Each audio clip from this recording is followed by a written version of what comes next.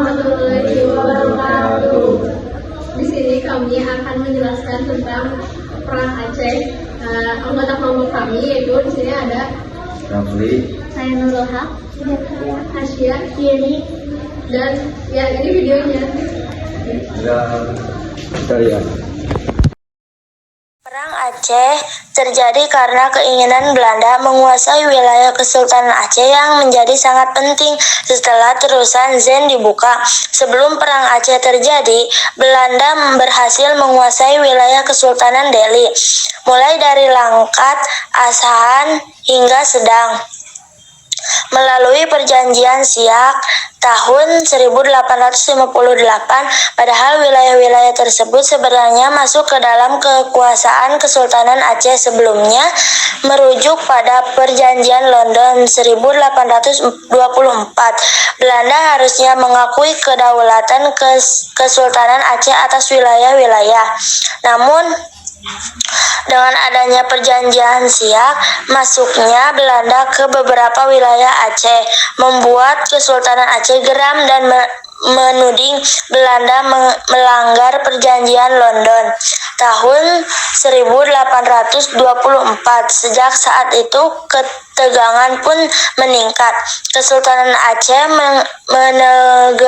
menenggelamkan setiap kapal wilayah Belanda yang melintas di perairannya. Berikutnya, pada tahun 1871, Belanda dan Inggris terlibat. Perjanjian isinya antara lain Inggris menyerahkan urusan di Aceh kepada Belanda. Akibat perjanjian itu, Kesultanan Aceh lantas mengadakan kontak diplomatik dengan beberapa pihak seperti Konsul Amerika Serikat, Italia, hingga Turki Utsmani yang ada di Singapura.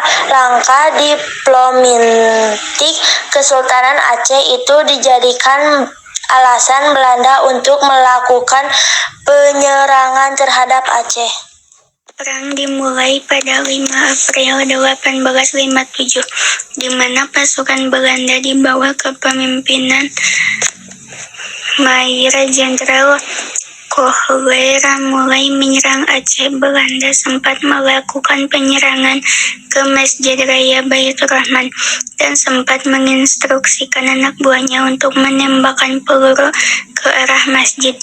Akibatnya masjid mulai terbakar dan pasukan Aceh mulai berbondong-bondong meninggalkan masjid.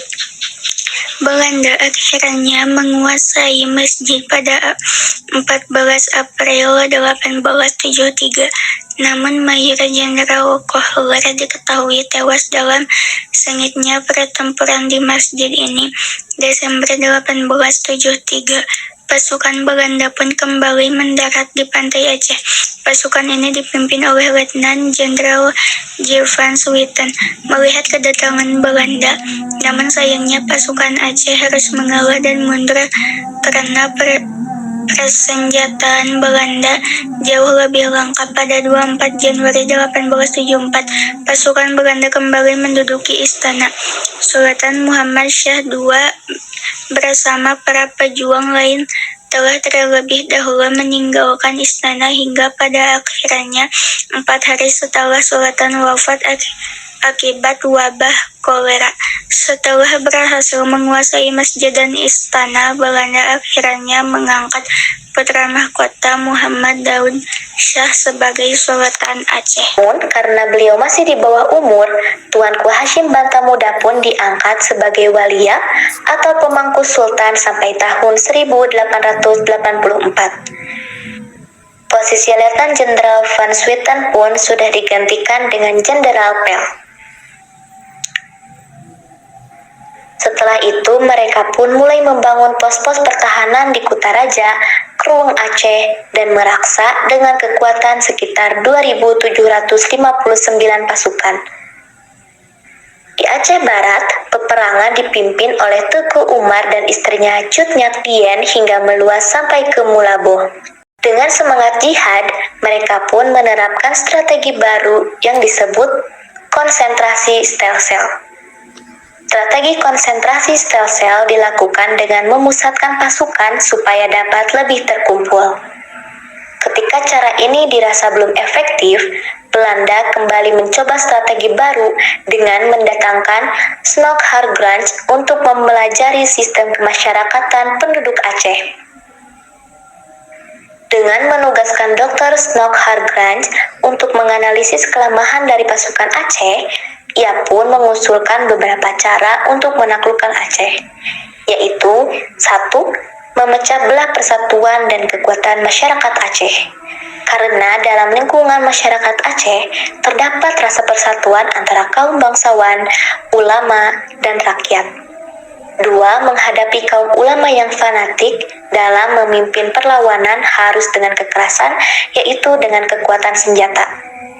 3. Bersifat lunak terhadap kaum bangsawan dan keluarganya dengan memberikan kesempatan kepada mereka untuk masuk ke dalam Korps Pamong Praja di pemerintah kolonial. Di bagian Aceh Barat, Teku Umar juga merencanakan penyerangan besar-besaran ke Meulaboh. Namun ternyata rencana ini berhasil diketahui Belanda dan malah terjadi serangan balik yang sengit pada 1899. Dalam pertempuran tersebut, akhirnya Teku Umar pun gugur, sedangkan pasukan Cut Nyatin terus melakukan perlawanan. Di bawah kepemimpinan Muhammad Daud Shah dan Panglima Polem, perang gerilya terus dilakukan sampai akhirnya Muhammad Daud menyerah. Sementara Panglima Polem ditangkap bersama istri dan keluarganya. Untuk memenangkan perang Aceh, Belanda menggunakan siasat berupa penyamaran Snoek Hartrangt ke pedalaman Aceh. Tujuan penyamaran ini adalah untuk mengetahui titik lemah perjuangan rakyat Aceh. Selama 2 tahun menyamar, Snoek Hartrangt akhirnya bisa memberikan sejumlah usul kepada kerajaan Belanda untuk dapat mengalahkan Aceh. Usul ini salah satunya dengan merebut hati rakyat Aceh. Menurut Hartrangt, Belanda harus menunjukkan niat baik kepada rakyat Aceh dengan pembangunan sarana prasarana seperti masjid, surau, jalan, dan sebagainya. Siasat Snoek Hartrangt itu diterima dan dijalankan oleh Belanda.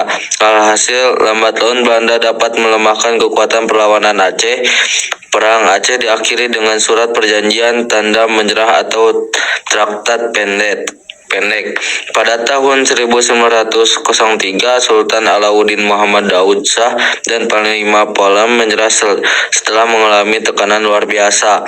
Dalam perjanjian penyerahan diri itu, seluruh wilayah Aceh dikuasai Hindia Belanda dan Kesultanan Aceh dibubarkan. Nah, saking panjangnya perang Aceh, perang ini dibagi menjadi 4 periode. Nah, periode pertama terjadi pada tahun 1873 sampai 1874. Di sana, Belanda menerapkan strategi perang semesta atau perang total. Nah, berkat strategi perang yang baik, pasukan Kohler ini membakar masjid kan sebelumnya. Nah, dia tewas dan masyarakat Aceh pun menang. Periode kedua terjadi pada tahun 1874 sampai 1880.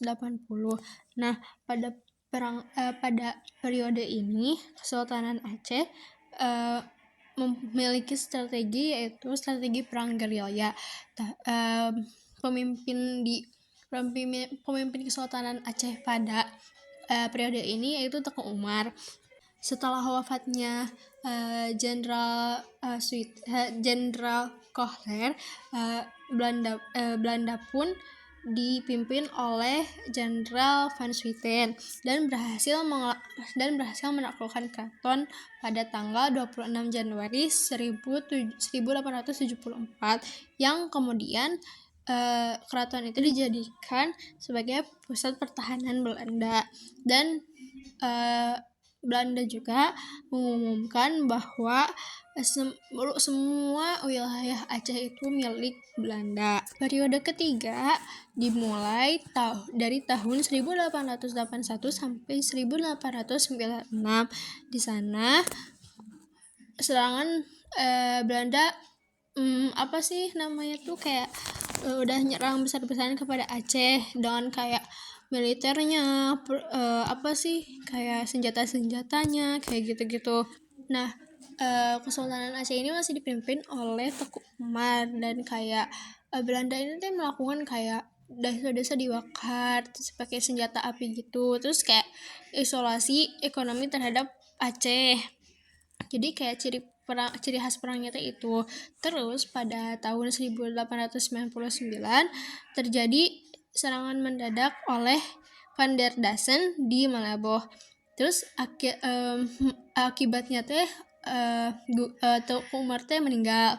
Terus istrinya yaitu Chot Nyadin mengambil alih atau menggantikan Teuku Umar.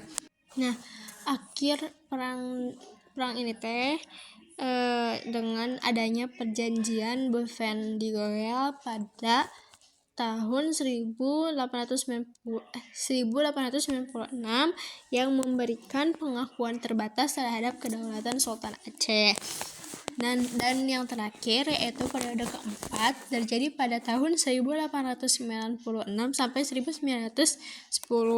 Nah, periode keempat ini Aceh menggunakan strategi sporadis, jadi tanpa adanya komando dari pemerintahan Aceh, jadi kayak nggak disuruh sama pemerintahan Aceh. Nah, sebagian besar dari perang ini dilakukan dalam bentuk sama kayak tadi, yaitu perang gerilya yang melibatkan kelompok dan individu yang melakukan perlawanan, serangan, pengadaan dan membunuh tanpa adanya komando kayak tadi kan dari pemerintahan Kesultanan Aceh sendiri. Sekian dari kelompok kami, mohon maaf bila ada kesalahan dalam materi. Wabillahi taufiq wal hidayah. Wassalamualaikum warahmatullahi wabarakatuh.